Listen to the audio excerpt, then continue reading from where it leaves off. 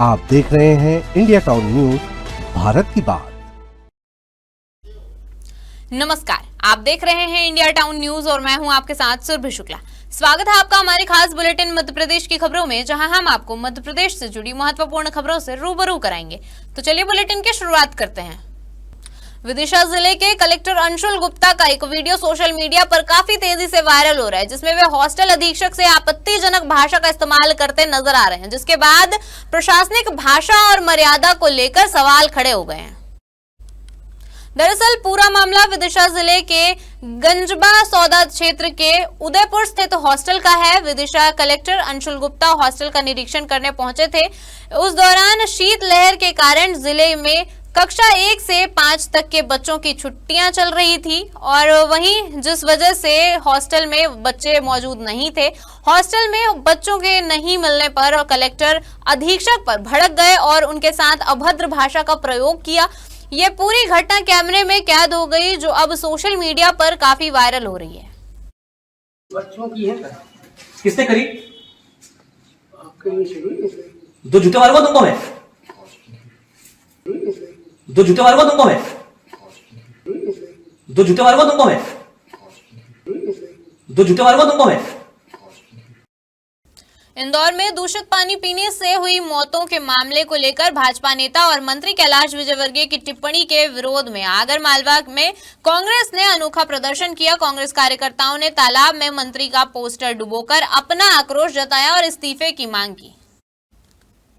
आगरमालवा जिला कांग्रेस कमेटी के नेतृत्व में कांग्रेस कार्यकर्ताओं ने इंदौर की घटना को लेकर जोरदार प्रदर्शन किया।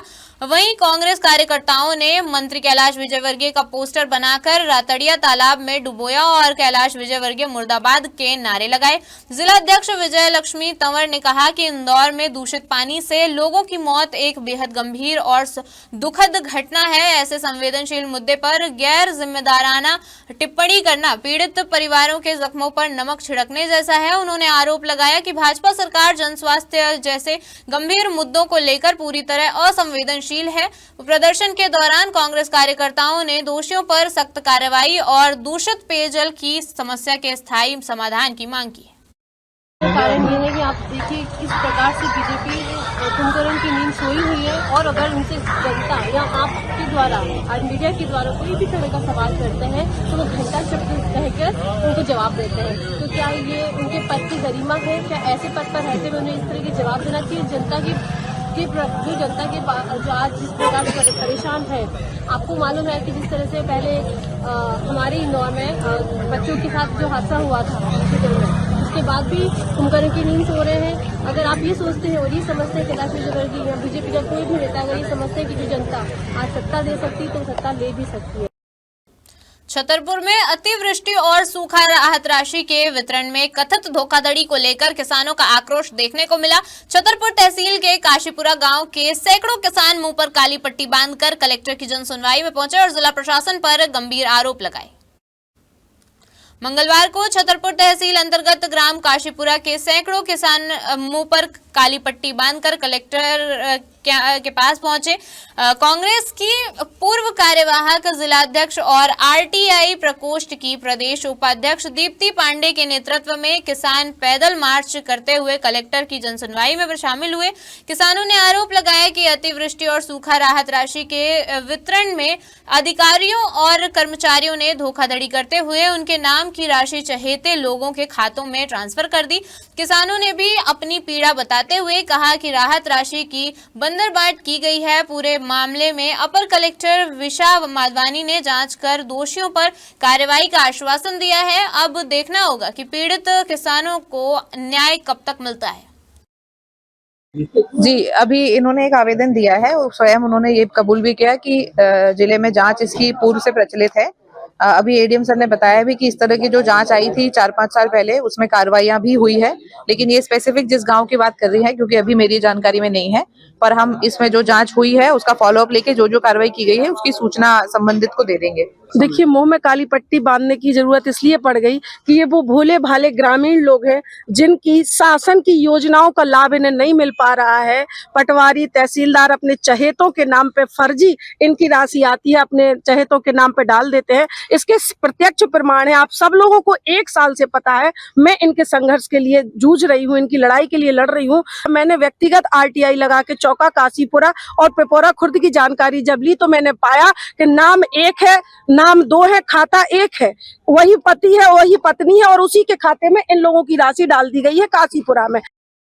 छतरपुर से बड़ी खबर सामने आई है, जहां पंजाब नेशनल बैंक की 4 करोड़ रुपए की बैंक धोखाधड़ी मामले में बड़ी कार्रवाई हुई है। थाना सिविल लाइन पुलिस ने वर्ष 2018 के इस बहुचर्चित मामले में तत्कालीन शाखा प्रबंधक अमरेंद्र कुमार दास को गिरफ्तार कर लिया है।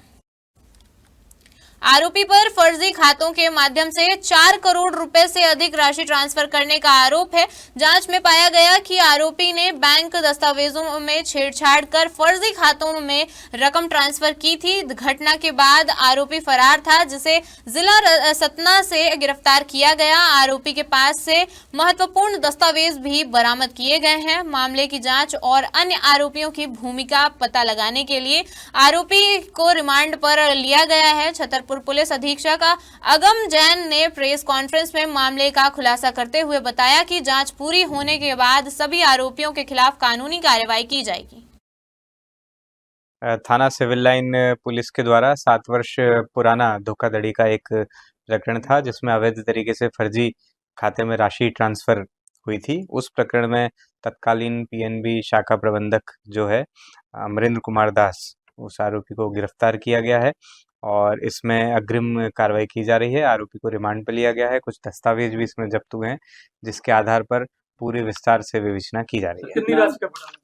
ये 4 करोड़ से अधिक की राशि थी जिसका घोटाला हुआ था। सबसे सारी ये फरार था। ये जब प्रकरण पंजीबद्ध हुआ था उसके बाद में ही लगातार हमारी टीम इसकी तलाशी कर रही थी और विविध तरीकों से मूवमेंट इत्यादि की जानकारी लेकर के आरोपियों को गिरफ्तार किया गया।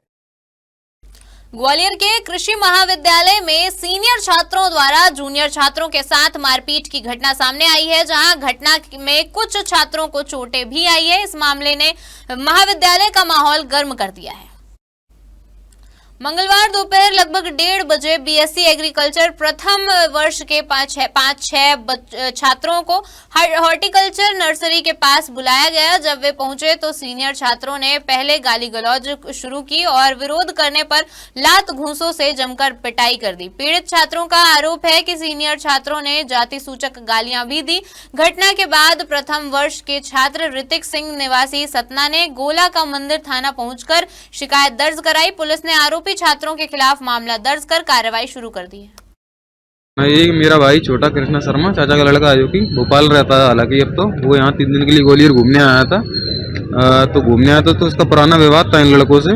2 साल पहले कोई विवाद था, तो उनको ये टकरा गया होगा कहीं महाराजा कॉम्प्लेक्स तरफ, तो उन्होंने उनका पीछा कराया और उसके देख के पाए में गोली दी थी। थाना महाराजपुरा क्षेत्र में महाराजा कॉम्प्लेक्स के पास फरियादी कृष्णा शर्मा द्वारा बताया गया है कि वो आज श्री राम मिष्ठान भंडार में नाश्ता करने के लिए अपने भाई यीशु शर्मा के साथ गया हुआ था। उसी समय उसकी जो पुरानी रंजिश चल रही थी विश्वास गुर्जर नाम के युवक से, उससे उसका बातचीत हुई, झगड़ा हुआ और उन्हीं में से एक युवक जो विश्वास के साथ आया था, सुमित गुर्जर ने, और उनके साथियों ने एक राय होकर इसकी मारपीट करी। विश्वास गुर्जर ने एक कट्टे से फायर किया जो उसके बाएं पैर की पिंडली में लगा हुआ है। पुलिस ने अपनी पार्टियां रवाना कर दिया। आरोपी गण की गिरफ्तारी के लिए FIR कर रहे हैं और जल्दी उनकी गिरफ्तारी सुनिश्चित करेंगे। ग्वालियर से बड़ी खबर सामने आई है, जहां महाराजा कॉम्प्लेक्स महाराजपुरा थाना क्षेत्र में एक छात्र कृष्णा शर्मा को गोली मार दी गई। घायल छात्र को तुरंत अस्पताल में भर्ती कराया गया, जहां पुलिस भी मौके पर मौजूद रही। जानकारी के मुताबिक कृष्णा शर्मा को पैर में गोली लगी है। घटना के पीछे पुरानी रंजिश बताई जा रही है। पुलिस ने प्रारंभिक जानकारी के आधार पर 6-7 लड़कों के खिलाफ कार्रवाई करने की बात कही है। महाराजपुरा थाना पुलिस मामले की जांच में जुटी हुई है और आरोपियों की तलाश जारी है। यूनिवर्सिटी है, वहाँ झगड़ा हुआ। दो समूह बालकों के थे जो स्टूडेंट्स हैं उनके, उसमें एक ऋतिक सिंह है, उसकी रिपोर्ट पर प्रकरण पंजीबद्ध किया गया है। इसमें दोनों तरफ से लड़के थे। 5 लोग के खिलाफ मुकदमा दर्ज किया गया है। मामले में पतारसी की जा रही है। सीनियर्स और जूनियर्स में झगड़ा था, ऐसा बताया गया कि आपस में वर्चस्व की लड़ाई को लेकर झगड़ा हुआ है। वक्त हो चुका है एक छोटे से ब्रेक का, बने रहिए इंडिया टाउन न्यूज के साथ। कभी कभी चेहरे का छुपा दर्द दुनिया नहीं देख पाती है। दाग, मुहासे, झाइयां सब आपके आत्मविश्वास को कम कर देता है, पर अब नहीं, क्योंकि Rukhsana glow and fair face pack जो दे आपकी स्किन को वो प्यार जो सिर्फ प्रकृति दे सकती है। हर लेयर को साफ करे, हर दाग को करे हल्का और आपकी मुस्कान फिर से लौटाए, because you deserve to glow naturally. Rukhsana herbal beauty product Amazon, Meesho और फ्लिपकार्ट में भी उपलब्ध।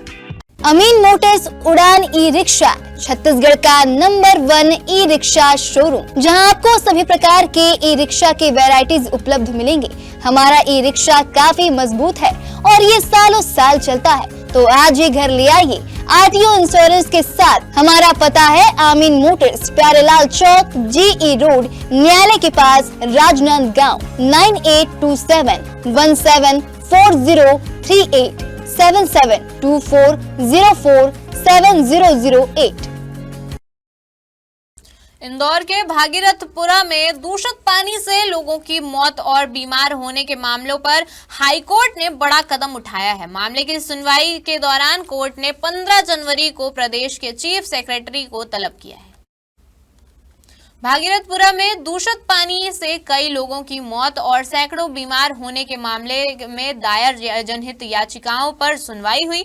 जस्टिस विजय कुमार शुक्ला और जस्टिस आलोक अवस्थी की बेंच ने वीडियो कॉन्फ्रेंसिंग के माध्यम से चीफ सेक्रेटरी को 15 जनवरी को उपस्थित रहने के निर्देश दिए। एडवोकेट रितेश इनानी ने बताया कि 2 जनवरी को स्टेटस रिपोर्ट पेश की गई थी, जिसमें 4 लोगों की मौत बताई गई थी, जबकि मौतों की संख्या अब बढ़ चुकी है। याचिका एडवोकेट रितेश इनानी, पूर्व पार्षद महेश गर्ग और प्रमोद द्विवेदी ने दायर की थी।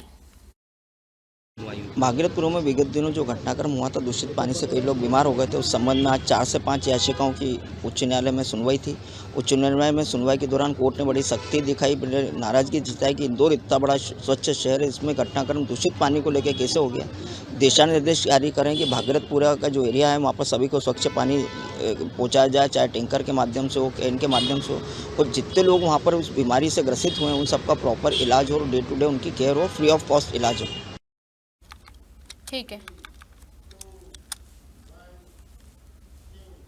खंडवा में शराब बंद करने की मांग को लेकर महिलाओं का गुस्सा आज कलेक्ट्रेट में फूट पड़ा। संयुक्त महिला समिति की दर्जनों महिलाएं नारेबाजी करते हुए जन सुनवाई में पहुंची और कलेक्टर से गांव में शराब बिक्री पर तत्काल रोक लगाने की मांग की। अवैध शराब बिक्री को लेकर जन सुनवाई में महिलाओं द्वारा आवाज उठाने पर यह कोई पहला मामला नहीं है, बल्कि इससे पहले भी जिले के कई अलग अलग गांवों से महिलाएं शराब बंद करने की मांग कर चुकी हैं। आज ग्राम पंचायत राजगढ़ की दर्जनों महिलाएं जन सुनवाई में पहुंची। महिलाओं का आरोप है कि गांव की किराना दुकानों में पर खुलेआम शराब बेची जा रही है, जिससे कम उम्र के बच्चे भी शराब की लत का शिकार हो रहे हैं और परिवार बर्बाद हो रहे हैं। महिलाओं ने यह भी आरोप लगाया कि शराब ठेकेदार विरोध करने पर जान से मारने की धमकी देते हैं और झूठे मामलों पे फंसाने की बात कहते हैं। संयुक्त महिला समिति ने कलेक्टर से गांव में शराब की बिक्री पूरी तरह बंद करने की मांग की है। आज हम कलेक्टर महोदय को ज्ञापन देने आए हैं, क्योंकि हमारे क्षेत्र में शराब को लेकर बहुत आतंक मचा हुआ है। क्योंकि बच्चे जो हैं, काम धंधे वाले बच्चे, 16-17 साल के बच्चे शराब का सेवन करती हैं। अधिकतर अभी क्या हुआ है कि जब हमने देखा कि भाई जेंट्स शराब उतार रहे हैं, तो अभी क्या हुआ, उन्होंने जेंट्स ने उतारना बंद करके महिलाओं ने उतारना चालू कर दिया। अब महिलाएं उतार तो रही है, बात तो ठीक है, मगर सेवन भी महिलाएं कर रही हैं। कुछ वीडियोस हमारे पास ऐसे हैं आपत्तिजनक कि जिसे हम बता नहीं सकते। भाई आप महिला होकर ही शराब उतार रही है, अगर हम कुछ कहने जाते तो या तो फिर वो हम पे ब्लेम करती है कि हम मर जाएंगे तो आप पे रिपोर्ट हो जाएगी, या तो फिर हम घर में जाते हैं तो हम पे अवैध तरीके की चोरी के इल्जाम लगाते हैं। भाई हम गांव का सुधार कर रहे हैं, अगर 16 साल 15 साल के बच्चे अगर दारू का सेवन कर रहे हैं, अब वो पढ़े लिखे तो होते नहीं, इस उम्र में मजदूरी जाते हैं, तो पी के तो वो पढ़े रहते हैं, तो मजदूरी भी नहीं जाते, माता पिता के ऊपर ऑलरेडी वो बोझ बने बैठे हैं। मंदसौर जिले में छोटी काशी के नाम से प्रसिद्ध सीतामऊ में 29 से 31 जनवरी तक आयोजित होने वाले 3 दिवसीय सीतामऊ साहित्य महोत्सव का आज भव्य आगाज हुआ। लदूना तालाब स्थित सेवा कुंज परिसर में आयोजित उद्घाटन समारोह के दौरान हजारों आकाश दीपों की उड़ान और आकर्षक आतिशबाजी ने पूरे क्षेत्र को रोशनी से जगमगा दिया। सीतामऊ साहित्य महोत्सव के आगाज कार्यक्रम में साहित्य, कला, संस्कृति और दर्शन से जुड़े विभिन्न आयामों की झलक देखने को मिली। आयोजन के दौरान देश की प्रतिष्ठित साहित्यिक और सांस्कृतिक हस्तियों की सहभागिता में प्रतिदिन विभिन्न विधाओं पर आधारित ज्ञानवर्धक और रुचिकर सत्र आयोजित किए जाएंगे। वहीं महोत्सव के माध्यम से सीतामऊ की ऐतिहासिक, सांस्कृतिक और साहित्यिक विरासत को राष्ट्रीय स्तर पर पहचान दिलाने का प्रयास किया जाएगा। आगाज कार्यक्रम के साथ ही बच्चों के लिए विशेष बाल मेले का आयोजन भी किया गया है, जिसमें विभिन्न विद्यालयों के विद्यार्थियों ने रचनात्मक और आकर्षक स्टॉल लगाए हैं। सीतामऊ साहित्य उत्सव सीतामऊ में किया जाता है आयोजित। सीतामऊ छोटी काशी के नाम से प्रसिद्ध है। इसी के उपलक्ष्य में हम लोग साहित्य, इतिहास और कला संस्कृति से संबंधित एक उत्सव यहाँ पे रखते हैं। उद्देश्य ये है कि देश विदेश में बहुचर्चित विचार आम जनता के समक्ष भी आकर उनसे जनता भी उससे रूबरू हो और जानकारी मिले कि किस प्रकार हम लोग की संस्कृति, हमारी बेशकीमती धरोहर, इन सबको हम लोग सजो सकते हैं। ये हमारे सीतामऊ के लिए बहुत गौरव की बात है कि एशिया की सबसे बड़ी लाइब्रेरी अगर है तो वो सीतामऊ जो छोटी काशी के नाम पे जानी जाती है। यहाँ पर अच्छे शोधकर्ता जो विदेशों से और भारत के तो आते ही हैं, पर विदेशों से यहाँ पर शोध करने आते हैं और पीएचडी करने के लिए यहाँ पर जो किताबें उपलब्ध है और जो पांडुलिपियां यहाँ पर उपलब्ध है, शायद ही कहीं ऐसी लाइब्रेरी हो।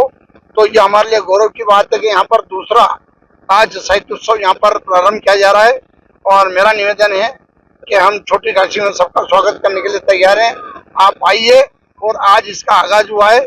आने वाले तारीखों में इसके लिए हम 3 दिन का एक उत्सव यहाँ पर रखा जाएगा और मेरा मानना है कि उसमें एक से एक साहित्यकार यहाँ पर आएंगे और उनसे जो जानने का मौका मिलेगा, उनका अनुभव का लाभ जो यहाँ के क्षेत्र राज्यों को मिलेगा, उनका स्वागत है। और मुझे उम्मीद है कि मीडिया के माध्यम से पूरे विश्व में एक इसका अलग ही संदेश है। रतलाम जिले के जावरा शहर में लोगों को शुद्ध पेयजल के लिए जूझना पड़ रहा है। मुख्य बाजार क्षेत्र और निजी कॉलोनियों में नालों से मटमैला और गंदा पानी आ रहा है, जिससे नागरिकों को भारी नाराजगी है।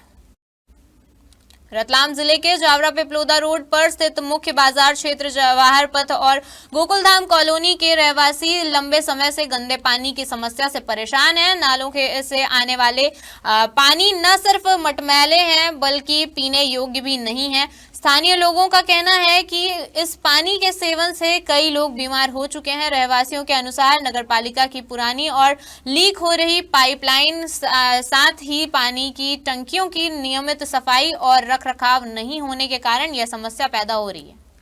गोकुलधाम कॉलोनी जावरा के अंदर विगत पिछले 6 महीने से इतना गंदा, मटमेला और बदबूदार पानी आ रहा है कि यहाँ के रहवासी इतने परेशान है उस पानी की वजह से कि नल आता है तो मुश्किल से 5 मिनट उस पानी को अपन पीने योग्य बनाते हैं, वो भी उसको गर्म करके ठंडा करके फिर पीने योग्य बनाते हैं।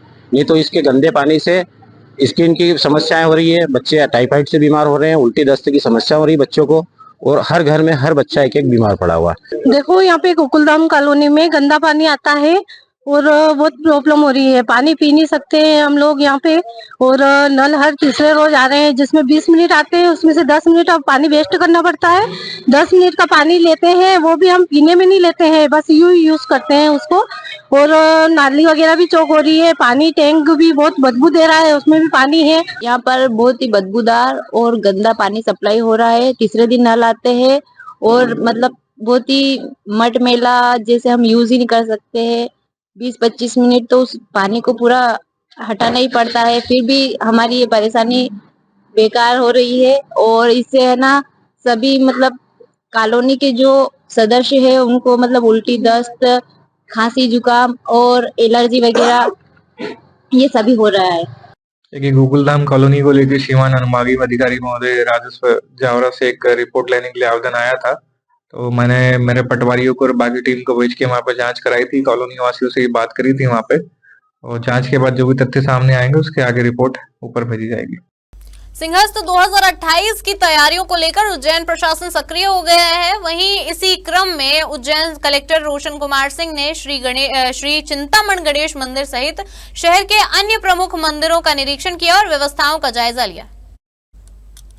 निरीक्षण के दौरान कलेक्टर रोशन कुमार सिंह ने श्री चिंतामण गणेश मंदिर पर श्रद्धालुओं की सुविधा को ध्यान में रखते हुए पार्किंग व्यवस्था, दर्शन मार्ग और अन्य आवश्यक व्यवस्थाओं के लिए स्थान चिन्हांकन कर कार्य योजना तैयार करने के निर्देश दिए। उन्होंने अधिकारियों से कहा कि सिंहस्थ 2028 के दौरान श्रद्धालुओं की भारी भीड़ को देखते हुए अभी से ठोस और व्यवस्थित प्लान तैयार किया जाए ताकि श्रद्धालुओं को सुगम दर्शन और बेहतर सुविधाएं मिल सके। सिंहस्थ महापर्व के आयोजन की जिला प्रशासन की तैयारियां चल रही हैं। उसी क्रम में हमारे जितने धर्मस्थल हैं उज्जैन में, जो प्रमुख धर्मस्थल हैं, शनि मंदिर, चिंतामण गणेश मंदिर, काल भैरव मंदिर, अंगारेश्वर मंदिर, सिद्धवट मंदिर, गढ़कालिका मंदिर, इन सभी मंदिरों का भ्रमण जो है डिविजनल कमिश्नर सर के द्वारा पूरी टीम के साथ किया जा रहा है। और यहाँ पे यात्री सुविधाओं के लिए, पर्यटक सुविधाओं के लिए किस किस प्रकार की आवश्यकताएं हैं उसका ऑन ग्राउंड मौके पे मुआयना किया जा रहा है, जिससे कि श्रद्धालुओं को जो वास्तविक रूप से तकलीफ आती है और वहाँ पे क्या क्या विकास कार्य किए जा सकते हैं, खासकर पूजा को ध्यान में रखकर किस किस प्रकार की पूजा कहाँ कहाँ पे होती है, वो कैसे और सहूलियत दी जा सकती है। वहाँ के जो पंडित और पुजारी गण हैं उनसे भी चर्चा की गई है, और जो वहाँ का प्रशासन है मंदिरों का उनसे भी चर्चा की गई है, और सभी से चर्चा करके एक योजना बनाई जा रही है। और सिंहस्थ के पहले हमारी कोशिश है कि इन सभी मंदिरों के विकास कार्य पूरे हो सके। जो बड़ी संख्या में श्रद्धालु उस समय आएंगे उनको एक विश्व स्तरीय सुविधा दी जा सके, उसकी पूरी कोशिश है। हमारे खास बुलेटिन मध्य प्रदेश की खबरों में फिलहाल इतना ही। देखते रहिए इंडिया टाउन न्यूज, भारत की बात। नमस्कार। आप देख रहे हैं इंडिया टाउन न्यूज, भारत की बात।